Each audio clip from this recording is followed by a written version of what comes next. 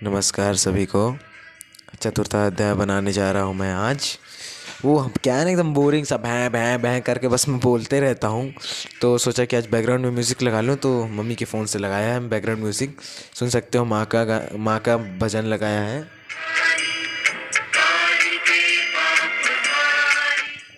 ना। अच्छा है ना।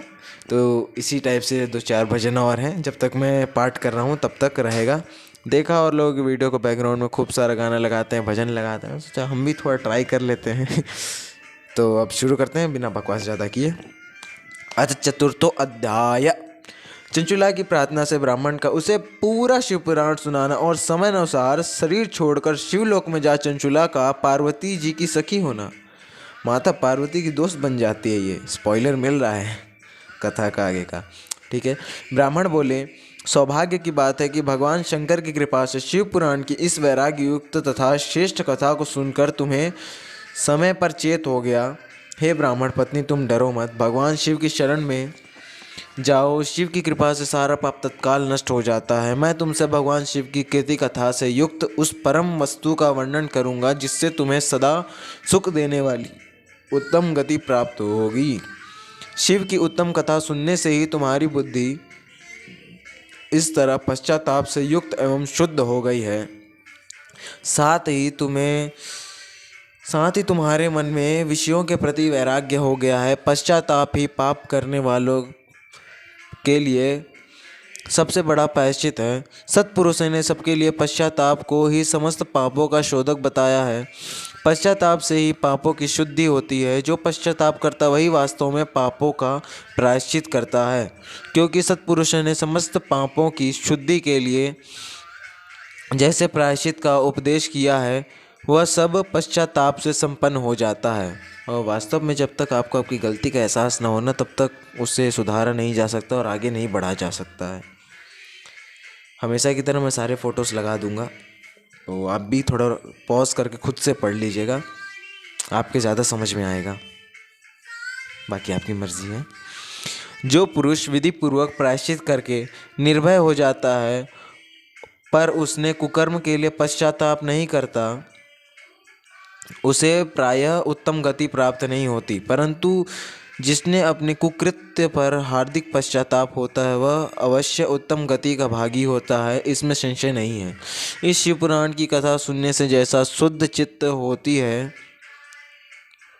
फिर गलत पढ़ दिया मैंने, माफ़ करना।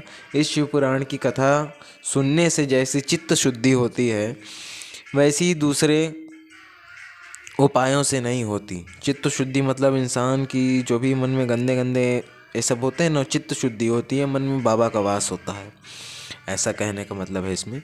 जैसे दर्पण साफ करने पर निर्मल हो जाता है, शीशा जब साफ करते हैं तो साफ हो जाता है, उसी प्रकार शिव पुराण की कथा से चित्त अत्यंत शुद्ध हो जाता है, इसमें संशय नहीं है। मनुष्यों के शुद्ध चित्त में जगदम्बा पार्वती सहित भगवान शिव विराजमान रहते हैं। जो इंसान, कहने का मतलब है कि जो इंसान चित्त शुद्धि रहता है, जो जिसका मन साफ होता है, उसमें भगवान शंकर माँ के साथ रहते हैं, माता पार्वती के साथ रहते हैं, ऐसा इसमें कहा गया है। इससे वह विशुद्ध आत्मा पुरुष श्री शाम्ब सदा शिव के परम पद को प्राप्त होता है, शिवलोक को प्राप्त होता है। सोचो कितनी बड़ी बात है। इस प्रकार यह कथा रूपी साधन सभी प्राणियों के लिए उपकारी है। इसी कारण महादेव जी ने इसको आग्रह पूर्वक प्रकट किया है। इस कथा से भगवान उमापति का ध्यान सिद्ध हो जाता है। मतलब ये जो कथा कही जा रही है, इससे भगवान शंकर उमापति, मैंने माता पार्वती के पति माने हमारे भोले बाबा, इनका ध्यान सिद्ध हो जाता है।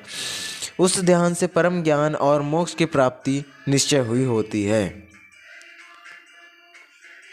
भगवान शंकर के ध्यान में मग्न हुए बिना भी यदि कोई इस कथा मात्र को सुनता है, वह दूसरे जन्म में भगवान के ध्यान को सिद्ध करके परम पद पा लेता है। इस कथा के श्रवण से भगवान शंकर के ध्यान को प्राप्त कर पश्चाताप करने वाले पापी पुरुष सिद्धि को प्राप्त हो गए हैं। इस उत्तम कथा का श्रवण समस्त मनुष्यों के लिए कल्याण का बीज है। अतः यथोचित माने शास्त्रोक्त मार्ग से इसकी आराधना अथवा सेवा करनी चाहिए। यह कथा श्रवण भव बंधन रूपी रोग का नाश करने वाला है। भगवान शिव की कथा को सुनकर फिर अपने हृदय में उसका मनन एवं निधिध्यासन करने से पूर्णतः चित्त शुद्धि हो जाती है। इसका अभी तक जो मैंने लाइन पढ़ी ना यहाँ पे, भगवान शिव की कथा को सुनकर फिर उसे हृदय में उसका मनन, माने कि बाबा की जो कथा सुन रहे हैं ना हम, उसको अपने ध्यान में सोचें कि ये बाबा ने कैसे कैसे किया, क्यों किया, किस लिए किया, और उसे समझें, तो उससे पूर्णतः चित्त शुद्धि हो जाती है इंसान की और वो बाबा के और निकट पहुंचता है, उसे शिव की भक्ति प्राप्त होती है। चित्त शुद्धि होने से महेश्वर की भक्ति, हाँ मैंने कहा था ना, देखो यहाँ पे लिखा हुआ है, चित्त शुद्धि होने से महेश्वर की भक्ति अपने दोनों पुत्रों ज्ञान और वैराग्य के साथ निश्चय ही प्रकट होती है। बाबा के ये भी 2 पुत्र हैं, भक्ति अपने दोनों पुत्रों ज्ञान और वैराग्य। अच्छा, भक्ति के 2 पुत्र हैं ज्ञान और वैराग्य, कितनी डिटेल है यहाँ पे।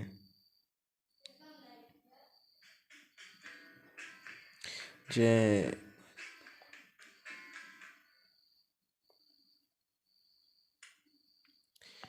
आगे पढ़ते हैं। तत्पश्चात महेश्वर के अनुग्रह से दिव्य मुक्ति प्राप्त होती है, इसमें संशय नहीं है। जो शिव भक्ति से वंचित है उसे पशु समझना चाहिए, क्योंकि उसका चित्त माया के बंधन में आसक्त है, वह निश्चय संसार बंधन से मुक्त नहीं हो पाता।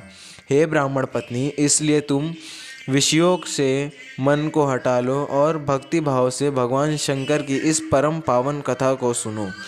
परमात्मा शंकर की इस कथा को सुनने से तुम्हारे चित्त की शुद्धि होती है और उससे तुम्हें मोक्ष की प्राप्ति हो जाएगी।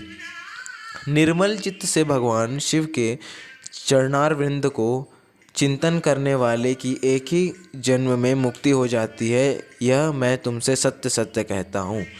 अच्छा, चिंतन का मतलब कई लोग बहुत सोचते हैं ना कि रोटी खाए कि नहीं खाई, सोए कि नहीं सोए, उठे। चिंतन का मतलब होता है कि अपने मन में, अपने हृदय में बाबा को हर समय, मतलब जिसकी भी पूजा करते हैं उनको याद करना, वही उनका चिंतन होता है। ध्यान भी एक प्रकार से चिंतन ही होता है। अब आगे बढ़ते हैं, जल्दी जल्दी पढ़ते हैं और समझाते समझाते चलते हैं। जय माँ जगदम्बा, जय भोले बाबा। सूत जी बोले, शौनक, इतना कहकर वे श्रेष्ठ शिव भक्त ब्राह्मण मौन हो गए। उनका हृदय करुणा से आर्द्र हो गया था। वे चित्त शुद्ध महात्मा भगवान शिव के ध्यान में मग्न हो गए। तदनंतर बिंदुक की पत्नी चंचुला मन ही मन प्रसन्न हो उठी। ब्राह्मण का उक्त उपदेश सुनकर उसके नेत्रों में आनंद के आंसू छलक आए थे। वह ब्राह्मण पत्नी चंचुला हर्षित हृदय से उन श्रेष्ठ ब्राह्मण के चरणों में गिर पड़ी और हाथ जोड़कर बोली, मैं कृतार्थ हो गई। तत्पश्चात उठकर वैराग्य युक्त तथा उस उत्तम बुद्धि वाली वह स्त्री जो अपने पापों के कारण आतंकित थी, उन महान शिव भक्त ब्राह्मण से हाथ जोड़कर गदगद वाणी में कहने लगी। चंचुला बोली, हे ब्राह्मण, हे शिव भक्तों में श्रेष्ठ, हे स्वामिन, आप धन्य हैं, परमार्थदर्शी और सदा परोपकार में लगे रहते हैं, इसलिए आप श्रेष्ठ साधु पुरुषों में प्रशंसा के योग्य हैं। हे साधो, मैं नरक के द्वार में गिर रही हूँ, आप मेरा उद्धार कीजिए, उद्धार कीजिए। पौराणिक अर्थ तत्व से संपन्न जिस सुंदर शिव पुराण की कथा को सुनकर मेरे मन में संपूर्ण विषयों से वैराग्य उत्पन्न हो गया, उसी इस शिव पुराण को सुनने के लिए इस समय मेरे मन में बड़ी श्रद्धा हो रही है। मतलब ये ब्राह्मण से शिव पुराण कथा सुनाने की विनती कर रही हैं।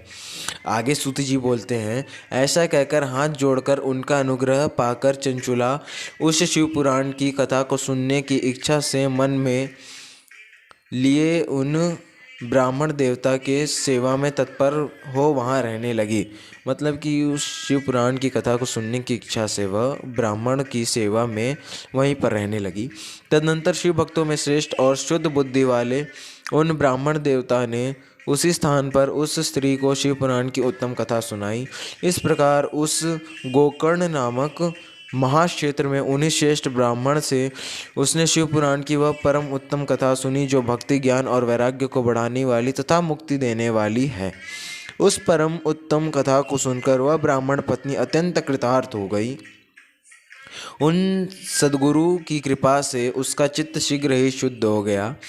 भगवान शिव के अनुग्रह से उसके हृदय में शिव के सगुण रूप का चिंतन होने लगा।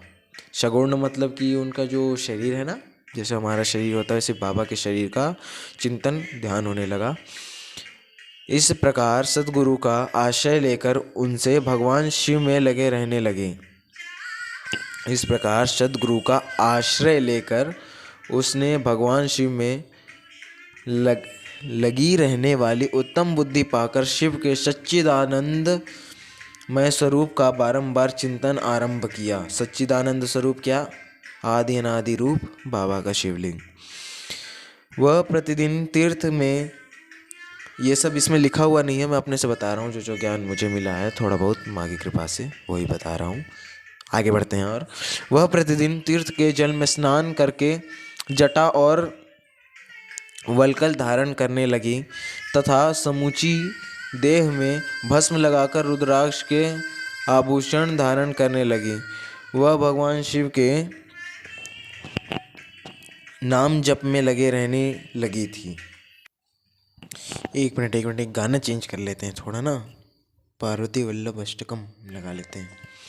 फिर से पढ़ते हैं। वह प्रतिदिन तीर्थ के जल में स्नान करके जटा और वल्कल धारण करने लगी तथा समूची देह में भस्म लगाकर रुद्राक्ष के आभूषण धारण करने लगी। वह भगवान शिव के नाम जप में लगी रहने लगी थी और संयमित वाणी और अल्पाहार करते हुए गुरु के बताए मार्ग से वह शिव जी को प्रसन्न करने लगी। अल्पाहार माने कि ये नहीं होता है कि एकदम आधा भोजन कर देते हैं। अल्पाहार मतलब होता है कि पेट भर के नहीं खाना, भर पेट से थोड़ा कम ही खाना होता है। भगवान शिव को प्रसन्न करने लगी। हे शौनक, इस प्रकार शंभु का उत्तम ध्यान करते हुए उस चंचुला का बहुत सा समय बीत गया। तत्पश्चात समय के पूर्ण होने पर भक्ति, ज्ञान और वैराग्य से युक्त हुई चंचुला ने अपने शरीर को बिना किसी कष्ट के त्याग दिया। इतने में ही त्रिपुर शत्रु भगवान शिव का भेजा हुआ एक दिव्य विमान, द्रुत विमान का नाम भी देखो, दिव्य विमान द्रुत गति से, द्रुत मतलब होता तेज गति से वहाँ पहुँचा, जो उनके अपने गणों से संयुक्त और भांति भांति के शोभा साधनों से संपन्न था। चंचुला उस विमान पर आरूढ़ हुई और भगवान शिव के श्रेष्ठ पार्षदों ने उसे तत्काल शिवपुरी में पहुंचा दिया। उसके सारे मल धुल गए थे। वह दिव्य रूप धारणी दिव्यांगना हो गई। उसके दिव्य अवयव उसकी शोभा बढ़ा रहे थे। मस्तक पर अर्धचंद्र का मुकुट धारण किए वह गौरांगी देवी शोभाशाली दिव्य आभूषणों से विभूषित थी। ये चंचुला की गति हुई थी। आगे वहाँ पहुंचकर उस त्रिनेत्रधारी महादेव जी को देखा। अच्छा, इसको मैं बंद कर देता हूँ, बैकग्राउंड म्यूजिक थोड़ा ये ज़रूरी है, इसलिए थोड़ा बंद करना पड़ा। आगे पढ़ता हूँ मैं। वहाँ पहुंचकर उसने त्रिनेत्रधारी महादेव जी को देखा। ब्रह्मा, विष्णु आदि देवता उन सनातन शिव की सेवा कर रहे थे। अच्छा, बहुत लोग समझते हैं ना सनातन कि ये कोई धर्म है। देखो, सनातन का मतलब होता है जिसका ना आदि हो ना अंत हो, तो वही आदि और ना अंत है जिसका, वही शिव है। सनातन धर्म पूरा भगवान शिव की स्तुति में ही लगा रहता है एक हिसाब से। इसको समझने के लिए बहुत टाइम लगता है, लेकिन समझ में आ जाएगा। बाबा की कृपा से सब हो जाता है। सनातन शिव की सेवा कर रहे थे। गणेश, भृंगी, नंदीश, वीरभद्रेश्वर आदि गण उत्तम भक्ति के साथ उनकी उपासना कर रहे थे। उनकी अंग कांति करोड़ सूर्यों के समान प्रकाशित हो रही थी। कंठ में नील चिन्ह से शोभा पाता था। वही नील, आपको पता है ना नील क्या बोलते हैं उनको, हलाहल विष, नील चिन्ह से शोभा पाता था। उनके 5 मुख थे और प्रत्येक मुख में 3-3 नेत्र थे। मस्तक पर अर्धचंद्र का मुकुट शोभा देता था। उन्होंने अपने वाम अंग में गौरी देवी को बिठा कर रखा था। वाम अंग मतलब कि अपनी जंघा में माँ को, गौरी पार्वती माँ को बिठा कर रखा था, जो विद्युत पुंज के समान प्रकाशित थी। विद्युत पुंज मतलब जिनसे पूरी रोशनी फैल रही हो, उनके समान प्रकाशित हो रही थी। गौरीपति महादेव जी की कांति कपूर के समान गौरी थी। लोग कहते हैं कि बाबा काले हैं, बट यहाँ पे देखो साफ साफ लिखा हुआ है महादेव जी की कांति, माने कि महादेव का रंग कपूर के समान गोरा था। उन्होंने सभी अलंकार धारण कर रखे थे। अलंकार मैं अच्छे से नहीं जानता, इसलिए इसके बारे में नहीं कहूँगा। मेरे हिसाब से कोई आभूषण होते हैं। उनका सारा शरीर श्वेत भस्म से भासित था। शरीर पर श्वेत वस्त्र शोभा पा रहे थे। वे अत्यंत उज्ज्वल वर्ण के थे। इस प्रकार परम उज्ज्वल भगवान शंकर का दर्शन करके वह ब्राह्मण पत्नी चंचुला बहुत प्रसन्न हुई। अत्यंत प्रीतियुक्त होकर उसने बड़ी उतावली के साथ भगवान को बारंबार प्रणाम किया। फिर हाथ जोड़कर वह बड़े प्रेम, आनंद और संतोष से युक्त हो विनीत भाव से खड़ी हो गई। उसने नेत्रों से आनंद के अश्रु अविरल धारा बहने लगी। उसके नेत्रों से आनंद आश्रुओं की अविरल धारा बहने लगी तथा संपूर्ण शरीर में रोमांच हो गया। उस समय भगवती पार्वती और भगवान शंकर ने उसे बड़ी करुणा के साथ अपने पास बुलाया और सौम्य दृष्टि से उसकी ओर देखा। पार्वती जी ने तो उस दिव्य रूप धारणी बिंदुक प्रिया चंचुला को प्रेम पूर्वक अपनी सखी बना लिया। वह उस परमानंद ज्योतिष स्वरूप सनातन धाम में अविचल निवास पाकर दिव्य सौख्यों से संपन्न हो अक्षय सुख का अनुभव करने लगी। इति श्री स्कांदे महापुराणे शिव महापुराण महात्म्य चंचुलास सद्गति वर्णन नाम चतुर्थोध्याय। इस प्रकार स्कंद महापुराण के अंतर्गत शिव महापुराण में चंचुला सद्गति वर्णन नामक चौथा अध्याय पूर्ण हुआ। तो देखिए आप, ये जो औरत थी ये कितनी मतलब गलत रास्ते पे चली गई थी, लेकिन अपनी गलती का एहसास करके इसने बाबा और माँ की सेवा की। महापुराण सुन के इसकी मतलब आप देखिए महापुराण की महिमा कितनी है। इतने पाप करने के बावजूद इस स्त्री की मतलब इतनी सद्गति हो गई कि माँ ने इसे अपना सखी, अपनी दोस्त बना लिया। तो सोचो हमारा उद्धार कैसे नहीं हो सकता है। आप स्वयं सोचिए। जो अभी पिछले अध्याय दूसरे अध्याय में हमने ये देखा था कि वो ब्राह्मण, नीच ब्राह्मण, क्या नाम था उसका मैं भूल गया, हाँ उसका नाम था देवराज। उसने क्या किया था, अपने माता पिता और पत्नी को मारा था। फिर भी अगर उसने मरते समय अपने शिव महापुराण कथा सुन ली, मतलब महापुराण सुनने के 1 महीने बाद उसने अपना देह त्यागा था, मृत्यु को प्राप्त हुआ था वो, उसके बावजूद उसे मतलब शिवलोक की प्राप्ति हो गई। तो महापुराण का ये महात्मा है। बीच में इसको ज़्यादा मतलब ये अभी तो इसका महात्मा है तो मैं बीच बीच में बोल के समझा देता हूँ, लेकिन विश्वेश्वर संगीता ये सब जब होगी तो इसमें बीच में नहीं बोलूँगा। कुछ कुछ पॉइंट मुझे लगेंगे और अगर माँ आज्ञा देगी तो मैं समझाऊँगा, वरना उसे सिंपल पढ़ूँगा, आप कमेंट करेंगे तो मैं बताऊँगा। और ये है कि मैंने कोशिश की कि अच्छे से वीडियो बना सकूं आप लोगों के लिए। तो ये छोटी सी कोशिश है मेरी, इसे कृपया सफल बनाइएगा। आप लोग सहायता कीजिएगा और ज़रूर सुनिए और इसे आगे बढ़ाइए। और एक चीज़ मैंने सोची है कि ये सभी को मिला के एक वीडियो बना दूंगा इकट्ठा 1.5-2 घंटे की, ताकि जिनको इकट्ठा सुनना वो इकट्ठा सुन ले। बाकी जय माता जी की, हर हर महादेव। सभी अपना ख्याल रखिएगा। जाते जाते एक बार नमः पार्वती पते, हर हर महादेव, नमः शिवाय सभी को।